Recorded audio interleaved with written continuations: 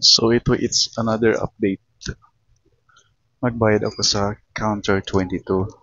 The price is madugo. Sorry. So the price is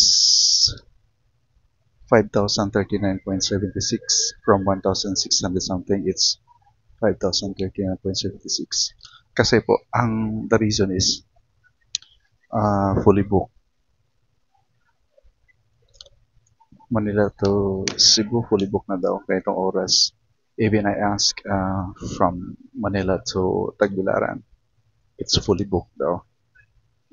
Magiging 7,000 na higit. So no choice. Cebu na lang kinukuha ako. 5,000 na higit. Kesa na maghintay ako ng sa gabi. Sa gabi, mura lang daw.